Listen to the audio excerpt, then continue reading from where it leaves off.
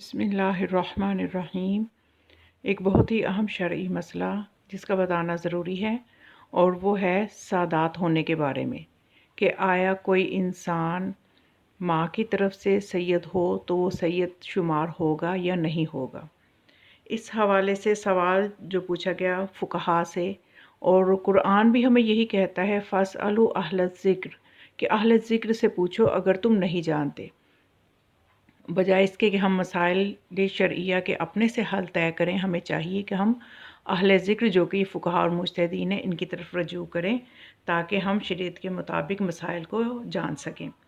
तो जब ये सवाल किया गया कि वो लोग जिनकी माँ सैयद हो, सैयद ज़ादी हो, क्या उनका शुमार, उनकी औलाद का शुमार औलाद ज़हरा सलामुल्लाहि अलैहा में होगा, और क्या वो सादात के अहकाम रखते हैं?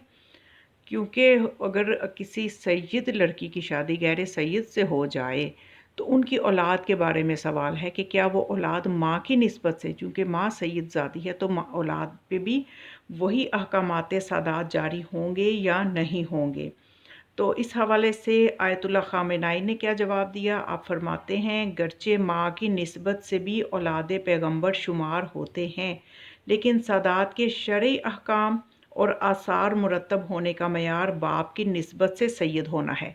यानी मतलब ये कि उन्हें जो माले खुम्स है उसमें से जो माले सादात है, जो हिस्सा सादात का होता है, उसमें से उनको नहीं दिया जाएगा। शरई अहकाम मुरतब होने का मतलब ये कि उन्हें सादात शुमार नहीं किया जाएगा, क्योंकि उन्हें वो खुम्स के हकदार नहीं बनते।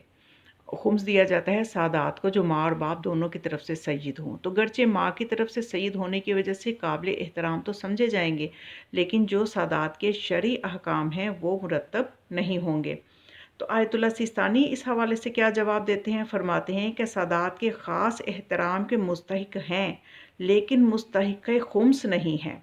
यानी वही बात होगी दोनों फ़ुक़हा की, दोनों आयतुल्लाह जो हैं उनका यही जवाब है कि माँ की तरफ से सैयद होना जो है ये उस एतबार से सैयद नहीं है कि जिसको शरई एतबार से हम ये समझें कि वो सैयद हैं और उन पे शरई अहकाम मुरतब होते हैं। वस्सलामु अलैकुम व रहमतुल्लाहि व बरकातहू।